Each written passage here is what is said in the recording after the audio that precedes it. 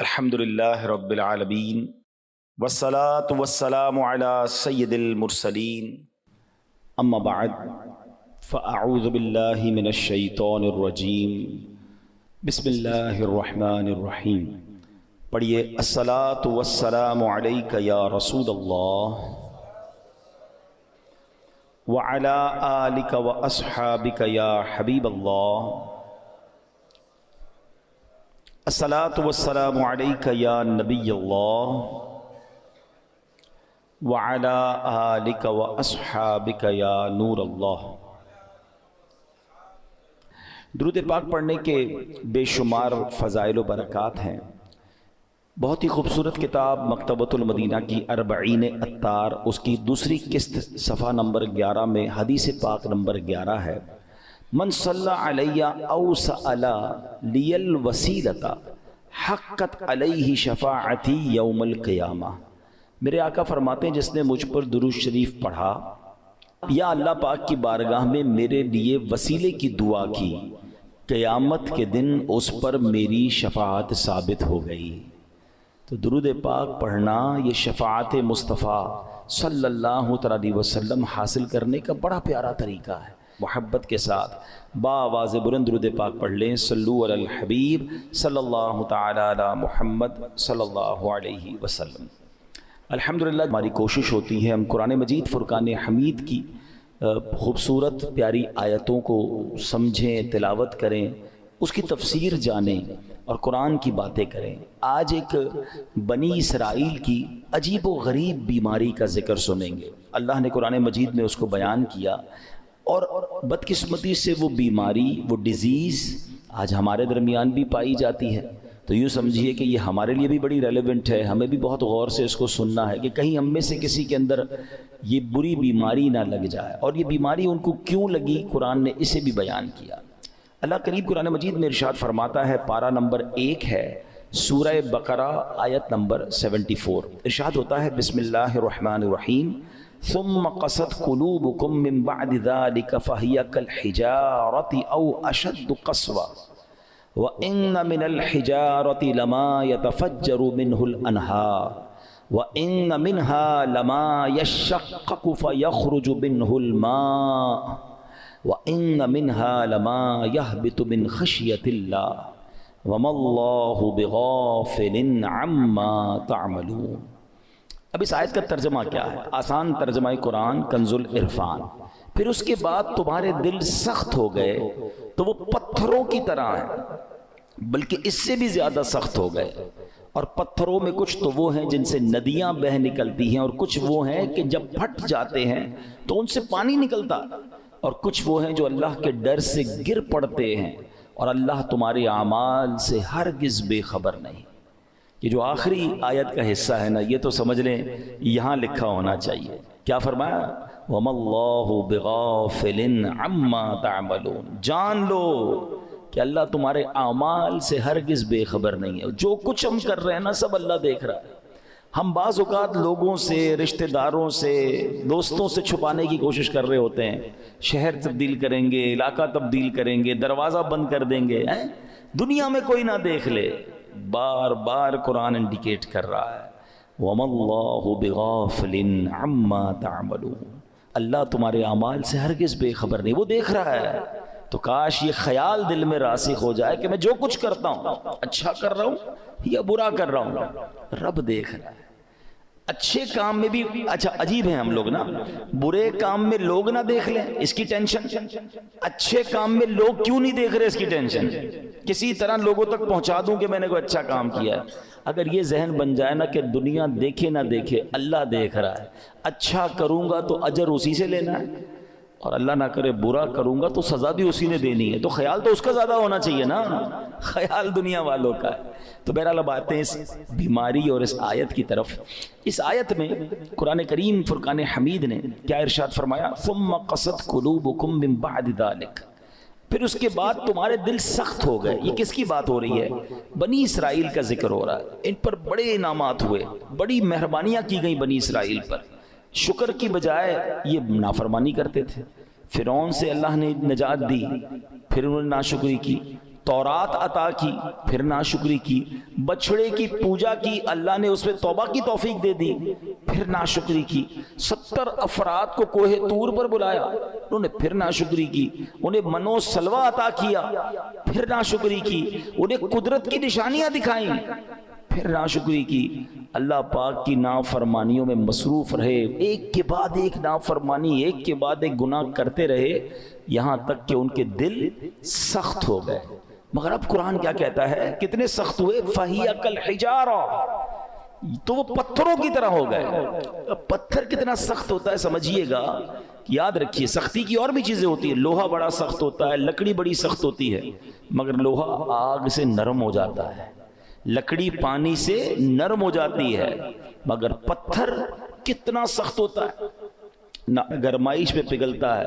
हथौड़े मार मार के उसका बुरादा तो कर सकते हैं, चूरा चूरा कर सकते हैं, मगर नरम नहीं कर सकते। तो कुरान ने मिसाल क्या दी कि दिल पत्थर से सख्त हो गए। अच्छा, फिर कहा आओ अशद्दु कसवा, पत्थर से भी ज्यादा सख्त हो गए। अल्लाह अकबर। उन दिलों का आलम क्या होगा कि जिनको कुरान कह रहा है कि तुम्हारे दिल पत्थर जैसे सख्त, बल्कि उससे भी ज्यादा सख्त हो गए। अल्लाह अकबर। ए मेरे प्यारे इस्लामी, हालांकि पत्थर की एक और तारीफ कुरान खुद आगे बयान फरमा रहा है, व इन्न मिनल हिजारति लमा यतफज्जरु मिनहुल अनहार। पत्थर में तो कुछ वो हैं जिनसे नदियां बहती हैं। व इन्न मिनहा लमा यशक्ककु फयखरुजु मिनहुल मा, और कुछ वो हैं जो फट जाए तो उनसे पानी निकलता है। व इन्न मिनहा लमा यहबतु मिन खशियतिल्लाह, और कुछ वो हैं जो अल्लाह के डर से गिर पड़ते हैं, यानी पत्थर भी अल्लाह का खौफ करते हैं। फिर फरमाया वमल्लाहु बिगाफिलिन अम्मा तामलून, और अल्लाह तुम्हारे आमाल से हरगिज बेखबर नहीं। अब यहां बड़ी यूनिक मालूमात, स्टोन्स के बारे में, पत्थर के बारे में कुरान ने क्या फरमाया, पत्थर चाहे कितने सख्त हों, अल्लाह के नाफरमान नहीं होते, ये भी फूट पड़ते हैं, इनसे भी चश्मे जारी होते हैं। खौफे खुदा के सबब बड़ी बड़ी चट्टानें, बड़े बड़े पत्थर लुढ़क जाते हैं। लेकिन गुनाहगारों के दिल जब सख्त हो जाए ना, तो वो इतने सख्त होते हैं कि वो पत्थर से भी ज्यादा सख्त हो, इन पर कोई बात असर नहीं करती। अल्लाह का हुक्म सुनकर ये ज़ेर नहीं होते, अजाब का तस्करा सुन लें तो उन पर खौफ तारी नहीं होता, जन्नत की नेमतों का सुन लें फिर भी दिल माइल नहीं होता। ऐ मेरे प्यारे इस्लामी भाइयों, गौर कीजिए, आज के दौर में भी बाज़ औक़ात ऐसे बंदे दिखते हैं कि जिनके दिल सख्त हो जाते हैं। और सख्ती की कुरान ने वजह जो तफसीर में हमने सुनी कि गुनाह पर गुनाह, एक के बाद एक दूसरा गुनाह। हदीसों में ये मजमून मिलता है कि बंदा जब एक गुनाह करता है ना, तो उसके दिल पर एक नुक्ता लग जाता है, ब्लैक डॉट। दूसरा गुनाह करता है, फिर दूसरा नुक्ता, तीसरा करता है, तीसरा नुक्ता, एक वक्त आता है पूरा दिल ही काला हो जाता है। अब हिदायत की कोई बात असर नहीं करती है। तो इसीलिए कहते हैं ना, जैसे ही गुनाह हो जाए वैसे ही तौबा कर लो, जैसे ही नाफरमानी हो जाए वैसे ही नेकी कर लो। क्लियरिफाई होना चाहिए, हार्ट प्योर होना चाहिए। आंसू बहाया करो अल्लाह की बारगाह में कि ये दिलों को धो देता है, दिलों को साफ करता है, बंदा खौफे इलाही से लरसता रहे। मगर आज हाल ये है कि दिल इतने सख्त हो गए कि कोई हिदायत की बात असर करना तो दूर की बात, अच्छी भी नहीं लगती। आज के दौर में किसी से अच्छी बात करो, कुरान की बात करो, दीन की बात करो, लड़ने लग जाता है मुसलमान होकर। ये क्या हर वक्त बात ये लगाई भी है, क्यों भाई अल्लाह रसूल की बात करते हो, हम कोई और बात कर रहे हैं।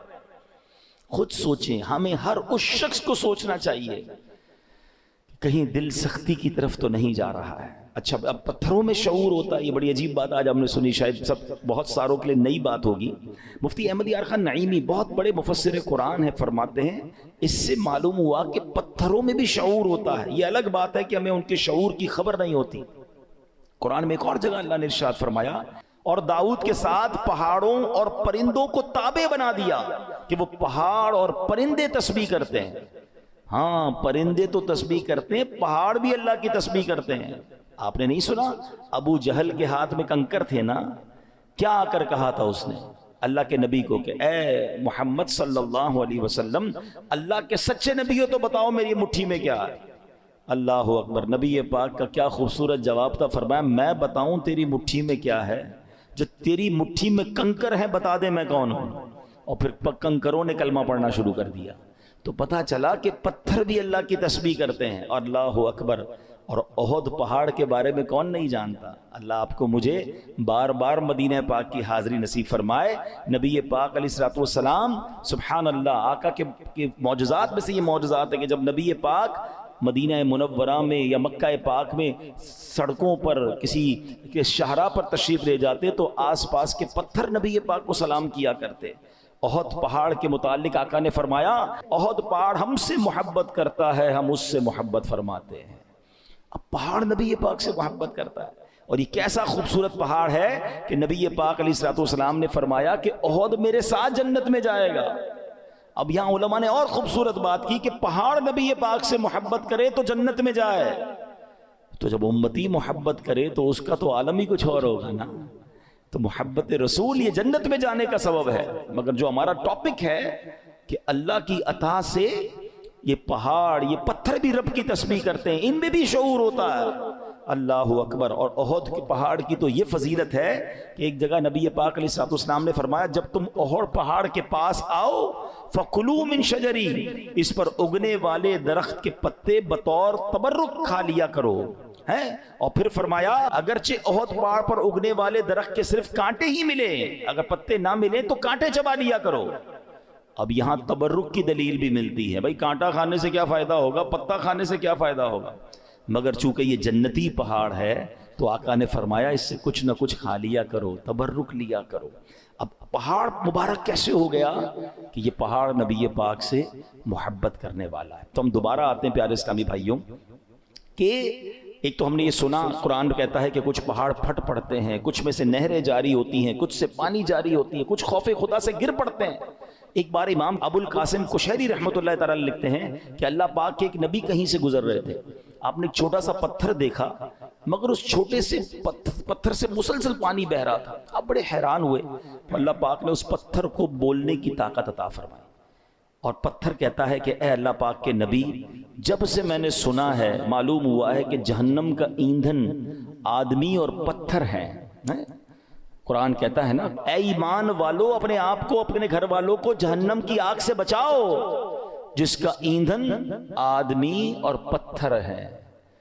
تو ہم آدمیوں پر تو پتہ نہیں اثر ہوا نہیں ہوا، وہ پتھر کہتا ہے جب سے مجھے معلوم ہوا ہے کہ جہنم میں پتھر ڈالے جائیں گے جب سے میں رو رہا ہوں، جب سے خوف خدا کی حالت سے میری حالت بری ہے، اور یہ جو میرے اندر سے آپ پانی نکلتا دیکھ رہے ہیں یہ خوف خدا کے باعث ہے۔ آپ اللہ کے نبی تھے، آپ نے اللہ کی بارگاہ میں دعا کی اور اللہ پاک نے یا اللہ اس پتھر کو جہنم سے محفوظ فرما دے، دعا قبول ہو گئی۔ آپ چلے گئے کہیں، واپس آئے تو پھر اس پتھر سے پانی نکل رہا تھا، تو آپ نے کہا کہ اب تو تمہیں جہنم سے آزادی کی خوشخبری مل گئی، پھر کیوں رو رہے ہو؟ پتھر کو اللہ نے پھر قوت گویائی دی، کہتا ہے ذالک کان بکاء الحزن والخوف وہذا بکاء الشکر والسرور، کہتے حضور پہلے جو آنسو تھے وہ غم اور تکلیف کے تھے، اب جو آنسو ہیں وہ خوشی کے آنسو ہیں کہ اللہ نے جہنم سے آزاد کر دیا۔ تو یہ اللہ کی مخلوقات ہیں، اللہ پاک، یہ دنیا میں ہر طرف رب کا ذکر ہو رہا ہے، یہ اشرف المخلوقات کہلانے والا ہی غافل ہو جاتا ہے، حالانکہ ہم مجھے اور آپ کو بنایا ہی اللہ کی عبادت کے لیے۔ دیکھیں نا ہر چیز کے بارے میں ہم یہ جاننے کی کوشش کرتے ہیں what is the reason of the creation. Mobile کیوں بنا ہے؟ بات کرنے کے لیے بنا، اگر اس میں بات کرنے کی صلاحیت ختم ہو جائے، کوئی فنکشن نہ چلے، کیا کریں گے؟ موبائل کا گاربیج کر دیں گے نا۔ پین کیوں چلتا ہے؟ پین کیوں بنا؟ لکھنے کے لیے، لکھنا ہی نہ انک ختم ہو جائے، آپ کیا کرتے ہو؟ پھر بھی لگاتے ہو، پھینک دیتے ہیں۔ جو چیز جس لیے بنائی گئی اگر وہ کام نہ کرے تو اسے ڈسپوز کر دیا جاتا ہے۔ ہمیں کیوں بنایا گیا ہے؟ کبھی سوچا آپ نے؟ قرآن بتائے گا نا، ہمیں بنایا اللہ نے، تو اللہ ہی فرمائے گا نا کیوں بنایا، واٹ از دا ریزن۔ قرآن میں رب فرماتا ہے وَمَا خَلَقْتُ الْجِنَّ وَالْإِنسَ إِلَّا لِيَعْبُدُونَ، ہم نے نہیں بنایا انسان اور جنات کو، بس there is only one reason إِلَّا لِيَعْبُدُونَ، ہم نے اپنی عبادت کے لیے بنایا ہے۔ یعنی میں اور آپ بنے اللہ کی عبادت کے لیے، کام کچھ اور کر رہے ہیں۔ نمازیں ہماری قضا ہو رہی ہیں، روزے بہت بڑی تعداد میں لوگ نہیں رکھ رہے، اللہ کی عبادت سے دور، حالانکہ بنایا اس لیے گیا ہے۔ اور یہ پتھر کا واقعہ آپ نے سنا کہ یہ اس لیے رو رہا ہے کہ کہیں جہنم میں ڈال نہ دیا جائے۔ کبھی ہمارے آنسو بہے، کبھی ہمیں یہ خیال آیا کہ کہیں مجھے جہنم میں نہ ڈال دیا جائے، کہیں مجھے ایندھن نہ بنا دیا جائے جہنم کا۔ اللہ اکبر۔ اب آئیے بیان میں جیسے میں نے شروع میں کہا کہ ایک بیماری کا ذکر ہوگا، اللہ اس بیماری سے بچائے، اور وہ بیماری ہے دل کی سختی۔ کیا کہا قرآن نے؟ ثم قست قلوبکم من بعد ذلک فہی کالحجارۃ او اشد قسوا، پھر اس کے بعد تمہارے دل سخت ہو گئے تو وہ پتھروں کی طرح ہیں، بلکہ ان سے بھی زیادہ ہیں۔ اب دل کتنا اہمیت، کتنا امپورٹنٹ پارٹ ہے ہماری باڈی کا۔ پیارے آقا علیہ الصلوۃ والسلام حدیث پاک میں ایک جگہ ارشاد فرماتے ہیں جسم میں ایک خون کا لوتھڑا ہے، وہ ٹھیک ہو جائے سارا جسم ٹھیک ہو جائے گا، اور جب وہ لوتھڑا بگڑ جائے نا تو سارا جسم بگڑ جاتا ہے۔ اور سن لو، وہ لوتھڑا، وہ پارٹ آف دا باڈی بدعہ کیا ہے؟ وہ قلب ہے، وہ دل ہے۔ تو دل کا خیال میڈیکلی تو لوگ رکھ رہے ہیں، یار کولیسٹرول نہ ہو جائے، ہارٹ اٹیک نہ ہو جائے، بلڈ پریشر نہ ہو جائے، والوز بند نہ ہو جائیں، وینز کھلی رہیں، بڑا خیال ہے۔ ٹھیک ہے، یہ تو ظاہری اس دل کی کیفیت ہے نا، مگر اگر اس دل میں ایمان ہی نہ ہو، اس دل میں معاذ اللہ سختی آ جائے، ہدایت کی کوئی بات ہی اثر نہ کرے، یہ دل معاذ اللہ غیبت، چغلی، بغض، کینہ، تکبر اور برائیوں کی آماجگاہ بن جائے تو یہ تو برباد کر دے گا نا، ایمان برباد کر دے گا۔ ہمیں جان لینے والے مرض کا ڈر ہے، ہم ڈسکس بھی کرتے ہیں، ڈاکٹر کے پاس بھی جاتے ہیں، ٹیسٹ بھی کراتے ہیں، جناب بتائیں ہارٹ اٹیک نہ ہو، میری باڈی ٹھیک رہے، کتنی ایکسرسائز کرنی ہے، everybody talk about it. وہ کیوں؟ کہ جان چلی جائے گی نا۔ مگر مجھے بتاؤ، جان جانا زیادہ خطرناک ہے یا ایمان جانا زیادہ خطرناک ہے؟ جان تو ویسے ہی جانی ہے، آج نہیں تو کل چلی جائے گی، مرنا تو ہے ہی، اس سے تو کوئی نہیں بچ سکتا، مگر ایمان سلامت لے کر قبر میں جانا یہ زیادہ ضروری ہے نا۔ تو یہ حدیث بھی بتا رہی ہے، قرآن کی آیتیں بھی بتا رہی ہیں کہ دل صاف ہونا چاہیے، دل اللہ کی رحمتوں کے نزول کی جگہ ہونی چاہیے، مگر جن کے دل سخت ہو گئے ہیں وہ غور کریں۔ اب آئیے میرے پیارے اسلامی بھائیوں، حدیث پاک، یہ دل کی سختی سزا کتنی بڑی ہے۔ اللہ کے نبی علیہ الصلوۃ والسلام فرماتے، ترمذی شریف کی حدیث ہے، ان ابعد الناس من اللہ قلب القاسی، فرماتے سخت دل والا سب سے بڑھ کر اللہ سے دور ہے۔ Nobody talk about it، کوئی بات ہی نہیں کرتا، ارے دل سخت ہے، یہ دل نرم ہے۔ اگر دل سخت ہو گیا نا تو پھر اللہ سے سب سے زیادہ دور وہ ہو جائے گا۔ حضرت مالک بن دینار جیسی عظیم ہستی کا فرمان سنو، فرماتے بندوں کو جو سزائیں دی جاتی ہیں ان میں سب سے بڑی سزا یہ ہے کہ بندے کا دل سخت کر دیا جاتا ہے۔ ہائے ہائے، نہ نماز میں دل لگے، نہ تلاوت میں دل لگے، نہ دعا میں آنسو بہیں ہیں، نہ ہدایت کی بات اچھی لگے، لوگ نعتیں سن کر رو رہے ہوتے ہیں اور ہم کہتے ہیں بند کرو یار، مزہ نہیں آ رہا، یعنی کوئی اچھی بات دل پر اثر نہیں کر رہی، تو چیک کرو کہ یار یہ دل سخت تو نہیں ہو گیا، دروازہ تو بند نہیں ہو گیا۔ یہ سب سے بڑی سزا ہے۔ حضرت مالک بن دینار کہتے ہیں بندے کو جو سب سے بڑی سزا دی جاتی ہے وہ اس کا دل سخت ہو جاتا ہے۔ کسی مسلمان کو تکلیف میں دیکھ کر ہمیں تکلیف محسوس کیوں نہیں ہو رہی ہے؟ کوئی بیچارہ غریب پریشان ہے، اس کو دیکھ کر مجھے فیل کیوں نہیں ہو رہا؟ اگر ہو رہا ہے اللہ کا شکر ادا کریں۔ اگر مسجد میں آنے کو جی چاہتا ہے اللہ کا شکر ادا کریں، اور مسجد میں آ کر بھاگنے کو جی چاہتا ہے، there is something wrong in your heart۔ اس سے بڑھ کر رحمتوں والی جگہ کون سی ہے؟ ہونا کیا چاہیے؟ اللہ کے گھر میں آؤں تو پیس، سکون، مزہ آ جائے، مگر کچھ لوگ مسجد میں آ کر بھی بے چین، آخر میں آئیں گے سب سے پہلے جانے کی کریں گے۔ خود سوچئے کیوں مجھے بے چینی ہوتی ہے؟ موبائل پر گھنٹوں بیٹھ جاؤں گا، دوست کے ساتھ چائے پینے گھنٹوں بیٹھ جاؤں گا، اللہ کے گھر میں مجھے تکلیف کیوں ہو رہی ہوتی ہے؟ جب تک بیماری کو ڈائگنوس نہیں کریں گے نا پھر حل نہیں ہوگا۔ آج میں آپ کو علاج بھی بتاؤں گا۔ اب آئیے دل کی سختی کے اسباب، واٹ از دا ریزن؟ نبی پاک علیہ الصلوۃ والسلام فرماتے ہیں ذکر اللہ کے علاوہ زیادہ کلام نہ کرو، بے شک زیادہ باتیں کرنا دل کو سخت کر دیتا ہے۔ یہ بہت جو بولتے رہتے ہیں نا، بہت بولتے رہتے ہیں، زیادہ باتیں نہیں، قلیل الکلام، اللہ کا ذکر کریں، تلاوت کریں، کم بولیں، کیونکہ زیادہ بولنے والا غلطیاں بھی زیادہ کرتا ہے نا، جھوٹ بھی نکل جائے گا، غیبت بھی نکل جائے گی، دل آزاری بھی ہو جائے گی، معاذ اللہ احساس نہیں ہوگا، علم نہیں ہوگا تو کلمہ کفر بھی نکل جائے گا۔ کم بولیں، سوچ کے بولیں۔ ایک جملہ سنا ہوگا آپ نے، پہلے تولو بعد میں بولو۔ ہم بول کے تول رہے ہوتے ہیں، پھر پچھتا رہے ہوتے ہیں، یار نہیں بولنا تھا، یار کیا بول دیا، یار مسئلہ ہو گیا، جھگڑا ہو۔ پہلے سوچ لیتے ہیں نا۔ آپ کے کسی بھی باڈی پارٹ کے گرد گارڈ نہیں بٹھائے گئے، یہ زبان ہے جس کو 32 گارڈ کا پہرا دیا گیا ہے، 32 دانت کے پیچھے زبان ہے نا، مگر جب یہ چلتی ہے سارے گارڈز پیچھے چھوڑ کر کسی کا دل توڑتی ہے، کسی کا سر پھوڑتی ہے، کسی کے خاندان برباد کر دیتی ہے۔ سوچئے زیادہ بولنا دل کو سخت کر دیتا ہے، یوں ہی زیادہ ہنسنے سے بھی دل سخت ہو جاتا ہے۔ حدیث پاک میں ہے ان کثرت الضحک تمیت القلب، بے شک زیادہ ہنسنا دل کو مردہ کر دیتا ہے۔ ہر وقت ہنسی مذاق، کچھ لوگ ہوتے ہیں جن کا کام یہی ہوتا ہے، تو ہر وقت نہیں ہوتا، کبھی کبھی مزاح کرنا اور ہے، مگر ہنسی مذاق میں بھی دل آزاری کی اجازت نہیں ہے نا۔ آپ مسکرانے والی بات کریں اچھی بات ہے، لیکن ہر وقت ایک ہی کام میں لگے ہوئے ہیں اور پھر جھوٹ بول بول کے ہنسا رہے ہیں، یہ دل کو مردہ کر دیتا ہے۔ اچھا، پھر زیادہ کھانا، بالخصوص حرام حلال کی پرواہ کیے بغیر کھاتے چلے جانا، یہ بھی دل کو مردہ کر دیتا ہے۔ تو اللہ کرے کہ یہ بھی ہمیں سمجھ آ جائے۔ آپ جب بھی دیکھ لیں آپ زیادہ کھائیں گے، آپ کو عبادت کو جی نہیں چاہے گا، آپ کو نیند آنے لگے گی، سستی ہو جائے گی۔ رمضانوں میں لوگ زیادہ عبادت کرتے ہیں، جو کم کھاتے ہیں آپ دیکھیں وہ عبادت زیادہ کر رہے ہوں گے۔ تو کم کھانا، اور حرام سے تو پہلے ہی بچنا ہے، حلال ہی کھانا ہے۔ اور دل کو سب سے زیادہ جو نقصان دینے والی چیز ہے نا، موسٹ ڈینجرس، وہ ہے گناہ۔ گناہ کا جو سائیڈ ایفیکٹ ہے نا، جو گناہ چھوٹا ہو یا بڑا، جتنا بڑا گناہ ہوگا وہ اتنا دل کو افیکٹ کرے گا، مگر ہر گناہ دل کو ڈیمیج ضرور کرتا ہے، اس میں روحانیت کم کرتا ہے، اس کے اندر یوں سمجھیے برائی جیسے جیسے برائی کرتا جائے گا، پھر کچھ لوگوں کی کنٹینیو عادت ہوتی ہے برائی کی، وہ دل کو سخت کر دیتی ہے۔ تو اے میرے پیارے اسلامی بھائیوں، قرآن کیا کہتا ہے؟ بل ران علی قلوبہم ما کانوا یکسبون، بلکہ ان کے کمائے ہوئے اعمال نے ان کے دلوں پر زنگ چڑھا دیا ہے۔ قرآن کہہ رہا ہے زنگ چڑھ جاتا ہے، اپنے ہی اعمال جو ہیں برے اعمال دلوں پر زنگ چڑھا دیتے ہیں۔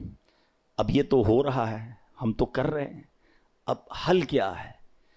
دل صاف کیسے ہوگا، دل نرم کیسے ہوگا؟ آئیے آج اس کا نسخہ بھی لے لیجیے، اور وہ بھی انشاءاللہ حدیث پاک سے ہی پیش کروں گا۔ اللہ کے نبی علیہ الصلوۃ والسلام فرماتے ہیں کہ بے شک جیسے لوہے پر زنگ چڑھتا ہے، ایسے ہی دل بھی زنگ آلود ہو جاتے ہیں۔ عرض کی گئی یا رسول اللہ صلی اللہ تعالی علیہ وسلم، دل کے زنگ کا علاج کیا ہے؟ ارشاد فرمایا موت کو کثرت سے یاد کرنا اور ذکر اللہ کی کثرت کرنا۔ اللہ کا ذکر یہ دل کا زنگ دور کرتا ہے، تلاوت قرآن یہ دل کا زنگ دور۔ آپ کو کبھی کبھی مزہ نہیں آئے گا، یہ بھی میں آپ کو بتا دیتا ہوں، پہلے سے بتا دیتا ہوں کہ جس کے دل میں پرابلم ہوتی ہے نا، وہ جیسے ہی ذکر اللہ کرے گا اس کو نیند آنے لگے گی، تلاوت کرے گا بوریت شروع ہو جائے گی، مسجد میں آئے گا ٹینشن شروع ہو جائے گی۔ اب آپ کو میں ایک فارمولہ دے دیتا ہوں، پہلے ذہن بنا لیں کہ مجھے دل صاف کرنا ہے، مجھے گناہوں کا یہ زنگ اتارنا ہے، مجھے اللہ کی معرفت اپنے دل میں چاہیے۔ تو اب حل کیا ہوگا؟ اب اس کو دنیا کی اگزامپل سے سمجھاتا ہوں۔ مثال کے طور پہ کسی کو بخار ہو جائے ہیں اور کوئی وائرس لگ جائے، کھانا اچھا نہیں لگے گا، پانی اچھا نہیں لگے گا، چائے اچھی نہیں لگے گی، جوس اچھا، گھر والے بیچارے سوپ بنا کے دیں گے، نہیں کھانا ہے، منہ کڑوا ہو جاتا ہے۔ آپ کیا کرتے ہیں؟ اچھا نہیں لگتا پھر بھی کھاتے ہیں۔ آپ کو یہ پتا ہے بیک آف دا مائنڈ کہ تھوڑے دنوں کی بات ہے، بلکہ فیملی اچھی نہیں لگتی، بچے اچھے نہیں لگتے، جب بندہ بیمار ہوتا ہے تو ہم بچوں کو گھر سے تو نہیں نکال دیتے، ہمیں پتا ہے طبیعت میری خراب ہے۔ تھوڑے دن کے بعد جیسے ہی بیماری ہٹے گی، کھانا بھی اچھا لگے گا، بچے بھی اچھے لگیں گے، ماحول سارا ٹھیک ہو جائے گا۔ پرابلم میرے اندر ہے، ہم کنٹینیو کھاتے ہیں۔ بالکل اسی طرح جب آپ کو ذکر الہی میں مزہ نہ آئے، تلاوت میں لطف نہ آئے، درود پاک میں وہ جو چاشنی ہے نہیں مل رہی، سجدوں کی لذت نہیں مل رہی، بھاگ نہیں جانا مسجد چھوڑ کے، عبادت کرنا چھوڑ نہ دیں، تسبیح رکھ مت دیجیے گا۔ یہ بیماری ہے جو آپ کو نہیں کرنے دے رہی، آپ کنٹینیو کرتے رہیں، ایک وقت آئے گا دل کا زنگ دور ہوگا، ہر ذکر الہی آپ کو مزہ دینے لگے گا، ہر سجدے میں آپ کو معرفت ملنے لگے گی، ہر تلاوت کا ذوق آپ کو ملتا رہے گا، آپ دعا کے لیے ہاتھ اٹھائیں گے، آپ کے آنسو بہنا شروع ہو جائیں گے، کیونکہ اس ٹائم تک آپ کو یہ کرنا پڑے گا تاکہ یہ دل کا زنگ دور ہو جائے۔ اور جب اللہ کے نبی نے فرما دیا ہے کہ موت کو کثرت سے یاد کرنا اور ذکر الہی دلوں کے زنگ کو دور کرتا ہے، ایک اور پرابلم یہ ہے، ہم موت بلائے بیٹھے ہیں، ہمارے سامنے جنازے اٹھ رہے ہیں، ہمارے سامنے لوگ دنیا سے جا رہے ہیں، ہم قبرستان جاتے ہیں، وہاں بھی لوگ فون پہ مستی مذاق کر رہے ہوتے ہیں۔ ارے پہلے کا دور کیسا تھا، جب جنازہ ہوتا تھا نا، میت کے رشتہ دار کو ڈھونڈنا مشکل ہو جاتا تھا، لوگ کہتے کیسے ڈھونڈے، سارے ہی رو رہے ہیں، اور سب کیوں روتے تھے؟ ان کو میت سے اتنا پیار نہیں ہوتا تھا، سب کو اپنی موت یاد آتی تھی، وہ قبرستان دیکھ کر سمجھ جاتے تھے کہ ہم نے جانا ہے، مگر ہم موت بلائے بیٹھے ہیں۔ کبھی کبھی ان چیزوں کو یاد کرنا چاہیے۔ آگے سنیے، ایک مرتبہ ایک عورت بی بی عائشہ صدیقہ رضی اللہ تعالیٰ عنہا کی خدمت میں حاضر ہوئی، دل کی سختی کی شکایت کی۔ حضرت عائشہ نے فرمایا اکثری من ذکر الموت، موت کو کثرت سے یاد کرو۔ چند دن کے بعد وہ عورت آئی اور بی بی عائشہ کا شکریہ ادا کرتی ہیں، کہتی ہیں جب سے میں نے موت کو یاد کرنا شروع کیا، یہ بات رنگ لائی ہے، میری دل کی سختی دور ہو گئی ہے۔ تو کاش ہمیں یاد آئے، کبھی کبھی ویسے ہی قبرستان چکر لگا لیا کریں، دعا پڑھنے چلے جائیں، اندازہ ہو کہ دیکھو کون کون چلا گیا، کسی کا بڑا محل تھا، کسی کا ڈیفینس میں بنگلہ تھا، ڈیفینس کے قبرستان ہی چلے جائیں تو ڈیفینس میں رہنے والے وہاں تدفین ہے نا۔ ایک اور چیز سمجھا کریں آپ، دنیا میں اور آپ ایک سیکوینس کے ذریعے آئے ہیں، پہلے میرے دادا آئے، پھر میرے والد آئے ہیں، پھر میں آیا، پھر میرے بچے آئے ہیں، پھر ان کے بچے، یہ سیکوینس ہے نا۔ دنیا سے جانے کی یہ سیکوینس ضروری نہیں ہے، ایسا نہیں ہو کہ دادا ہی پہلے جائیں گے، ابو ہی بعد میں جائیں گے، پھر میں جاؤں گا، نہیں، دادا دنیا میں ہوتا ہے پوتا چلا جاتا ہے، والد ہوتا ہے جوان بیٹا چلا جاتا ہے۔ آپ نے نہیں دیکھا قبرستان جائیں نا، 15 سال کے بچے کی بھی قبر ملے گی، 5 سال کے بچے کی قبر بھی ملے گی، 75 سال کے بوڑھے کی قبر بھی ملے گی۔ اٹ مینز میں بھی کبھی بھی جا سکتا ہوں۔ اچھا، ہم میں سے کئیوں کو قبرستان کی دعا یاد ہوگی، یہ کتنی میننگ فل دعا ہے، مگر سمجھیں تو نا کیا دعا ہے؟ السلام علیکم یا اہل القبور یغفر اللہ لنا ولکم وانتم سلفنا ونحن بالاثر۔ مشکات شریف حدیث کی دعا ہے، پیارے آقا یہ دعا کیا کرتے۔ معنی کیا ہے؟ السلام علیکم یا اہل القبور، اے قبر والو تم پر سلامتی ہو۔ پھر کیا فرمایا؟ یغفر اللہ لنا ولکم، اللہ تمہاری اور ہماری مغفرت فرمائے۔ مگر جو اگلا جملہ ہے نا، انتم سلفنا ونحن بالاثر، تم پہلے چلے گئے ہو، ہم بعد میں آنے والے ہیں۔ کاش یہ بات سمجھ آ جائے کہ میرا ٹھکانہ وہی ہے، جانا ادھر ہی ہے، کون سی ترم خانی کام آئے گی، کون سا جاہو جلال کام آئے گا، کون سے پیسے کام آئیں گے، کون سی پراپرٹی کام آئے گی، سب کچھ ادھر رہ جائے گا۔ اعمال کام آئیں گے، 2 گز کی قبر ہے، اربوں پتی کو بھی لٹھے کا کفن ہے، اور فٹ پاتھ پر مرنے والے کو بھی وہی کفن ہے۔ یہ میرا لباس ہوگا، یہ میری قبر ہوگی۔ تو موت کو کثرت سے یاد کرنا یہ دل کو نرم کر دیتا ہے، یہ اس دل کی سختی کو دور کرتا ہے۔ اللہ اکبر۔ اے میرے پیارے اسلامی بھائیو، اسی طرح اللہ والوں کی جو نگاہ ہوتی ہے نا، ہاں وہ کہتے ہیں نا، یک زبانہ صحبت با اولیاء بہتر از 100 سالہ طاعت بے ریا۔ سینکڑوں سال کی بے ریا عبادت ایک طرف، کسی ولی کامل کی صحبت ایک طرف۔ اللہ والوں کی صحبت میں بیٹھے، ان کی نگاہ سے، ان کی صحبت سے دل کا زنگ اتر جاتا ہے۔ ہاں اسی طرح علماء کہتے ہیں اللہ والوں کی دشمنی جو ہے نا، کسی اللہ والے کی گستاخی، چاہے گناہ تھوڑا تھوڑا کر کے دل سخت کرتا ہے، یہ وہ گناہ ہے جو ڈائریکٹ دل کو سخت کر دیتا ہے، دل بالکل مردہ ہو جاتا ہے جو اللہ کے ولی سے دشمنی کرتا ہے۔ تو اے میرے پیارے اسلامی بھائیوں، اللہ والوں کی صحبت اختیار کریں، نیک لوگوں میں بیٹھا کریں، تلاوت قرآن کریں، ذکر الہی کریں، موت کو کثرت سے یاد کریں، تو یہ دل جو ہے اس کی سختی سے ہم محفوظ رہیں گے۔ وہ پتھروں کے بارے میں دیکھیں نا کہ پتھر خوف خدا سے روتا ہے، پتھر ذکر الہی کرتا ہے۔ ارے ہم تو اشرف المخلوقات ہیں، تو ہمیں تو اللہ کی یاد زیادہ کرنی چاہیے۔ تو بہرحال میرے پیارے اسلامی بھائیوں، یہ چند باتیں آج ہم نے سنی ہیں، اللہ پاک ہم سب کو عمل کرنے کی توفیق عطا فرمائے، آمین بجاہ النبی امین صلی اللہ علیہ وسلم۔